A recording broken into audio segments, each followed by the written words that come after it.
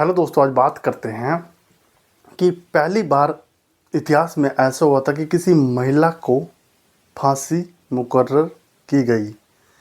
क्यों की गई, कौन थी वो महिला, आज उसी के बारे में बात करेंगे।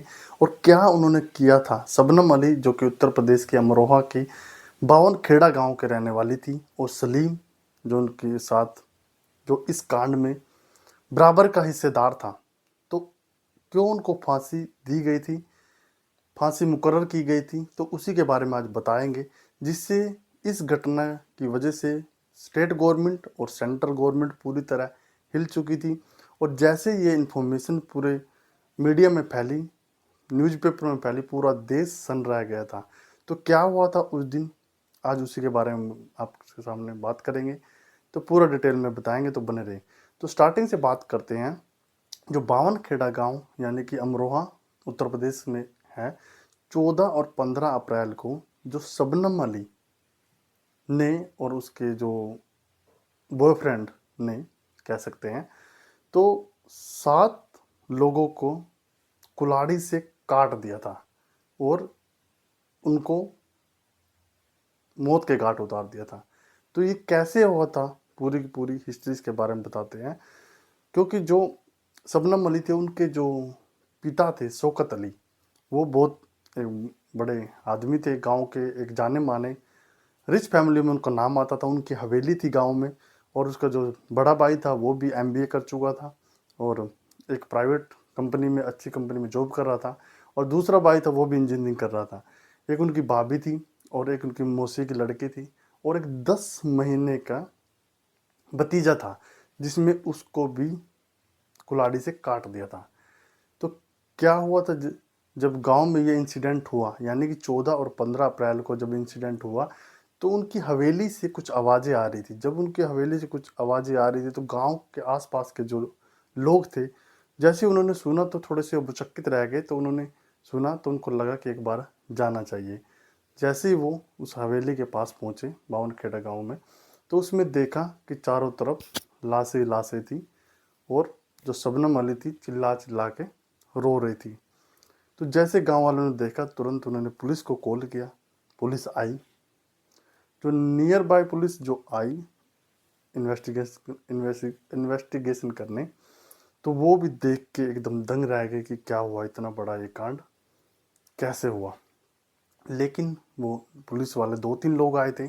तब उन्होंने और पुलिस वालों को बुलाया और सभी को, पूरी हवेली को पूरे घेराबंदी की, कि देखा कैसे कैसे कोई अभी संदिग्ध उस हवेली में नहीं, अवेलेबल तो नहीं है। तो उनको कोई मिला भी नहीं। तो जो शबनम अली थी, वो भी कुछ बताने के हालात हाल में नहीं थी उस टाइम, और ना ही उससे कुछ पूछा गया। तो जैसे इन्फॉर्मेशन ये बाहर लीक हुई, तो आग की तरह पूरे देश में फैल गई और सभी भौचक्कित रह गए कि इतना बड़ा कांड कैसे हो सकता है। उस टाइम की जो मुख्यमंत्री थी उत्तर प्रदेश की, 2008 की घटना है, 14-15 अप्रैल 2008 की। तो उस टाइम में जो मायावती मुख्यमंत्री थी, उनके कानों तक ये बात पहुंची, तो उन्होंने तुरंत ही मुआवजे का ऐलान कर दिया शबनम अली के लिए, जो कि 6 लाख का मुआवजा का ऐलान किया। लेकिन जो अपोजिट पार्टी थी उस टाइम में, तो सभी की सभी उनका विरोध कर रही थी मायावती गवर्नमेंट की, कि तुम्हारे गवर्नमेंट के होते हुए पुलिस क्या कर रही है, इतने बड़े बड़े इंसिडेंट हो रहे हैं, तो आप लोगों ने क्या किया है। तो मायावती भी उसमें प्रेशर में आ रही थी और सेंटर से भी उनको प्रेशर मिल रहा था। तो मायावती खुद हेलीकॉप्टर से बावनखेड़ा गांव में, यानी कि अमरोहा में पहुंची और शबनम अली से मिली। जैसे ही शबनम अली से मिली, बातचीत की, तो वो तुरंत जो मुआवजे का उन्होंने ऐलान किया था, तो उनको देना चाहा। लेकिन जो उस टाइम के जो इन्वेस्टिगेशन ऑफिसर थे, उन्होंने उनको रोका। उन्होंने बोला कि अभी सभी की सभी डेड बॉडी अभी पोस्टमार्टम के लिए गई हैं, जैसे आ जाती हैं उसके अकॉर्डिंग आप बाद में इस मुआवजे को शबनम अली को दे देना। तो जो ऑफिसर थे, उनकी बात मायावती जी मान जाती हैं और वो उसके लिए रोक देती है मुआवजे को। जैसे इन्वेस्टिगेशन स्टार्ट होती है, उनसे पूछना स्टार्ट करते हैं शबनम अली से, कि शबनम अली तुम कहाँ थी जब ये इतना बड़ा नरसंहार हुआ है। तो शबनम अली ने बोला कि मैं ऊपर सो रही थी और ये सभी लोग मेरी फैमिली के मेंबर, मेरे पिताजी, मेरी माताजी और मेरा भाई, भाभी, भतीजा, मौसी की लड़की, ये सब लोग नीचे सोए थे और कुछ लुटेरे आए। उन्होंने हथौड़ी से, सॉरी, कुल्हाड़ी से उन पे हमला कर दिया और वो एक एक को उन्होंने काट दिया। तो उनको ये बात हजम नहीं हो रही थी, क्योंकि सभी के सभी लोगों को मार दिया, सिर्फ शबनम अली ही जिंदा थी। तो उनको ये लग रहा था, जैसे उन्होंने बताया वो कहाँ पे सोई थी और जो लुटेरे आए थे कहाँ से आए थे, उन्होंने बोला छत से आए थे। जैसे उन्होंने इन्वेस्टिगेशन की तो उन्होंने देखा जो छत के ऊपर से आने का रास्ता था, उसके अंदर की तरफ जो दरवाज़ा था उसकी कुंडी लगी हुई थी। जैसे ही कुंडी लगी हुई थी, पहला शक तो वहीं से क्रिएट हो गया कि जो शबनम अली बोल रही हैं वो सच नहीं बोल रही है, क्योंकि यदि अंदर से कुंडी लगी हुई है तो लुटेरे अंदर आए कैसे। और दूसरी तरफ यदि आए भी तो उन्होंने वो कुंडी खोल के बाहर की तरफ देखा कि कहाँ से आए होंगे। तो जो बाहर की तरफ देखा तो कम से कम 20 से 25 फुट की दीवार थी और उस पे पूरी दीवार पे प्लास्टर हो रखा था। और जिस पे प्लास्टर हो रखा था उस दीवार पे चढ़ना बहुत नामुमकिन था। तो उस दीवार पे चढ़ने के लिए कम से कम इतना बड़ा हत्याकांड करने के लिए 4-5 लोग होने चाहिए। और यदि लोग हैं भी तो वो बिना सीढ़ियों के ऊपर कैसे चढ़े। ना तो कोई सीढ़ी के निशान थे, ना कोई ऐसा सिंबल था जिससे कि पुलिस ऑफिसर को थोड़ा भी शक हो कि भी हाँ ये सच बोल रही है। पहला शक जो कुंडी अंदर की तरफ लगी हुई थी वहाँ से हुआ। दूसरा, जब उन्होंने देखा कि बाहर कोई भी निशान नहीं है। और उसके अगले दिन जो उनके मुखबिर थे वो भी उन्होंने एक्टिव कर रखे थे। जब उन्होंने मुखबिर से पूछा कि कुछ इन्फॉर्मेशन लेके आए हो कि, तो उन्होंने बताया कि एक सलीम नाम का आदमी है, उसको पकड़िए, उससे आपको बहुत इन्फॉर्मेशन मिल सकती है। हालांकि जो सलीम है उन्होंने 15 अप्रैल को भी पकड़ा था, लेकिन उनसे उनको कुछ इन्फॉर्मेशन नहीं मिली थी, पुख्ता सबूत, तो इसलिए उन्होंने छोड़ दिया था।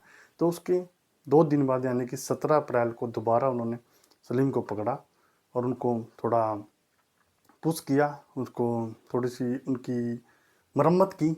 तो वो बोलने लगा कि इसमें सबसे बड़ा हाथ शबनम अली का है, शबनम अली ने ही ये करवाया है।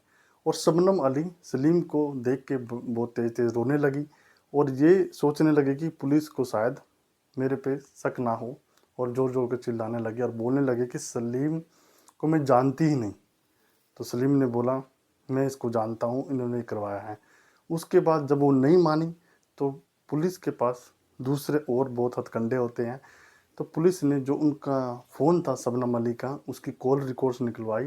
तो कॉल रिकॉर्ड से पता लगा उस रात की 52 बार कॉल सलीम को की गई थी।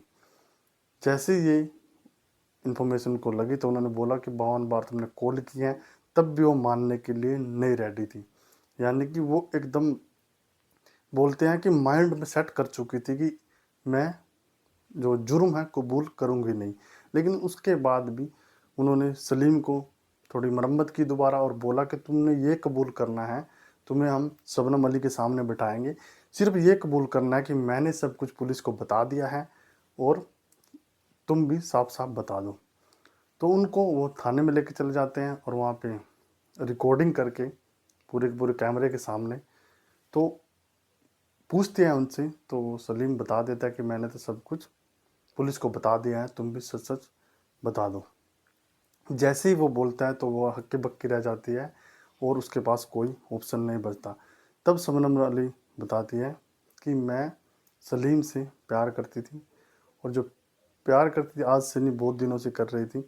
और जो सलीम है वो स्कूल में पढ़ाने जाती थी, उसने डबल एमए कर रखा था, स्कूल में एक टीचिंग की जॉब करती थी। तो उसके सामने एक लकड़ कटिंग का एक बहुत बड़ा शॉप था, तो उसमें सलीम काम करता था। जैसे वो आती जाती थी उनको देखती रहती थी, जैसी देखती थी सलीम भी उनको पसंद करने लग गया था। और साथ साथ में जो सली सलीम भी उनको पसंद करने लग गया था, और शबनम अली तो पहले से ही उसको पसंद करती थी। जैसे पसंद करती थी वो साथ में मिलने लग गए, और जब उन्होंने मिलना स्टार्ट किया साथ साथ में तो बात शादी तक पहुंच गई। जब शादी तक पहुंची तो शबनम अली ने अपने जो पेरेंट्स थे, शौकत अली उनकी माँ यानी कि शौकत अली की वाइफ, उनको बताया, उनके भाई को बताया, वो भी अच्छे पढ़े लिखे थे। और एक इंजीनियर था, वो एमबीए करके नौकरी करता था। यानी कि उनकी फैमिली बहुत रिच थी और उनकी गांव में एक इज्जत भी थी। और दूसरा, वो गांव में एक जाने माने लोग थे, तो जिससे उनकी फैमिली बहुत रिच थी। और जो सलीम सिर्फ 5वीं क्लास पढ़ा था, और जो शबनम अली थी डबल एमए थी और पढ़ाती थी। जैसे ही शबनम अली ने प्रस्ताव रखा कि मैं उससे प्यार करती हूँ, उसी से शादी करूँगी, तो उनके घर वालों ने तुरंत मना कर दिया कि ये पॉसिबल नहीं है। तो उन्होंने दिमाग में प्लान बनाया कि ऐसे नहीं होगा तो ऐसे होगा। तो उन्होंने क्या किया, सलीम को बोला कि ऐसे तो हमारे घर वाले हमारी शादी नहीं कराएंगे, यदि हम उनको सभी को मार दें, और जो हमारा इतनी बड़ी हवेली है, जितनी हमारी ज़मीन जायदाद है, वो सारी हमारी हो जाएगी और हम दोनों इकट्ठे रहने लग जाएंगे। यानी कि प्यार या पागलपंती आप बोल सकते हो कि इतना हैवी हो गई थी उनके दिमाग पे कि आप सोच भी नहीं सकते, जिसने अपने घर वालों के सभी बंदों को मौत के घाट उतार दिया। सोच सकते हो, बहुत बड़ी बात है और बहुत बड़ा कलेजा चाहिए, बहुत बड़ा दिल चाहिए इतना बड़ा इंसिडेंट, इतना बड़ा घटना करने के लिए। जो सलीम भी जिसमें पागल हो चुका था। तो वो क्या करते हैं, जो शबनम अली उनको बोलती है कि तुम जहर लेके आओ, तो वो शहर से जहर लेके आता है। और जो कि 14 और 15 अप्रैल की रात वो डिसाइड करते हैं कि उनकी फैमिली वालों को जहर देना है। हालांकि उसके भाई, बड़े भाई कुछ काम के लिए दूसरे शहर जाने वाले थे। तब शबनम अली ने उसको रोका कि आज मैंने बहुत अच्छा खाना बनाया है, तुम रुक जाओ, तुम कल चले जाना। तो शबनम अली की वो बात टाले नहीं और वापस आ गए। तो उन्होंने बहुत अच्छा खाना बनाया, और अच्छा खाना बनाते बनाते वो अच्छी तरह बातें कर रहे थे। बिल्कुल भी किसी को 1% भी शक नहीं हुआ कि इतना बड़ा कांड भी कुछ हो सकता है। और उसके 1 घंटे बाद वो बोलने लगी कि मैं तुम्हारे सभी के लिए चाय बनाती हूँ और तुम पीना। तो सभी के सभी लोग बोलने लगे ठीक है, हम चाय बनाएंगे। उसने, शबनम अली ने चाय बनाई और सभी को दी। जब शबनम अली ने उनको चाय दी, सभी के सभी लोगों को, 7 लोगों को, और उस चाय के अंदर ही वो जो जहर लेके आए थे वो मिला दिया। जैसे ही जहर मिलाया, उसके बाद उनकी तबीयत ख़राब होना स्टार्ट हो गई। और जैसे उनकी तबीयत ख़राब हुई सभी लोगों की, उसके 20 मिनट बाद वो सभी के सभी बेहोश हो गए। जब बेहोश हो गए, वो प्रॉपर मरे नहीं थे, बेहोश हो गए थे। तो उसके बाद उन्होंने सभी को कुल्हाड़ी से एक एक करके सभी को काट दिया। और जैसे ही उनको काट दिया और वहाँ से सलीम चला गया, तो पता लगा जो कि शबनम अली थी, उसका भतीजा जो कि 10 महीने का था, वो सिर्फ जिंदा था, बाकी सब मर चुके थे। तो शबनम अली ने दोबारा सलीम को कॉल किया कि अभी उसका भतीजा जिंदा है, जल्दी आ जाओ। तब उसने बहुत बार कॉल किया था, बट सलीम ने उनको मना करता था कि मैं अभी बहुत दूर जा चुका हूँ, अब नहीं आऊँगा, तुम ही इनको मार दो। तो शबनम अली ने अपने भतीजे को भी मार दिया। यानी कि सभी को एक एक करके उन्होंने जो कि मार दिया था, जो कि कुल्हाड़ी से काट दिया था। सभी के सभी लोग मर गए। उसके बाद उनको पकड़ लिया गया। पकड़ जाने के बाद जो केस चला, हाई कोर्ट में उनको फांसी मुकर्रर की गई, दोनों को, जो कि शबनम अली और सलीम को। जब उनको फांसी दी गई, उन्होंने अपनी अर्जी सुप्रीम कोर्ट, पहले इलाहाबाद हाई कोर्ट में लगाई, लेकिन कुछ नहीं हुआ। फिर सुप्रीम कोर्ट में लगाई कि फांसी को हमारी उम्र कैद में कन्वर्ट कर दें, लेकिन नहीं हुआ। उसके बाद दोबारा 2021 में उन्होंने यूपी सरकार में जो कि गवर्नर होते हैं उन पे लगाई है कि हमारी जो फांसी है उसको उम्र कैद में कन्वर्ट कर दें। लेकिन अभी भी वो, उसका कुछ फैसला नहीं आया है, वो अभी भी ऐसी पेंडिंग है। अभी जो रामपुर जेल में सलीम अभी अपनी जो वो जेल काट रहे हैं, और दूसरा जो कि सॉरी रामपुर जेल में जो कि रामपुर जेल में जो कि शबनम अपनी सज़ा काट रही है, और प्रयागराज जेल में जो कि सलीम सज़ा काट रहे हैं। उसके बाद दूसरी तरफ आपको बताते हैं, जब उनको पकड़ा गया था 2008 में, तब वो 2 महीने की, यानी कि शबनम वाली प्रेग्नेंट थी। उसके बाद उनको बच्चा होता है और वो अभी 15 साल का होता है, अभी है। लेकिन उसको जब 6 साल का तभी उनको गोद ले लिया था। गोद किसने लिया था, एक सैफी नाम का एक आदमी है, जो कि एक बहुत बड़ा यूट्यूबर है और वो भी एक संपादक भी है। तो वो जो कि शबनम अली के साथ स्कूल और कॉलेज टाइम में पढ़ता था, और उस टाइम में वो बताता है कि शबनम अली बहुत अच्छी लड़की थी, बहुत लोगों का हेल्प करती थी और मैंने भी उससे कई बार हेल्प ली थी उस टाइम में। तो इसलिए उसका कर्ज उतारने के लिए उसने उसके जो बेटे को गोद ले लिया कि उसकी जो ज़िंदगी आगे की से और कट जाएगी, अच्छी कट जाएगी। बट 6 साल तक जो उसका बेटा उसी के साथ जेल में रहा, बाकी की जो ज़िंदगी है अब वो सैफ़ी के साथ काट रहा है, अभी 15 साल का हो गया है। तो ये था एक जो बहुत बड़ा कांड था जो कि शबनम अली ने नरसंहार किया था। तो जल्दी दूसरी वीडियो आपके सामने लेके आएंगे, तब तक के लिए जय हिंद।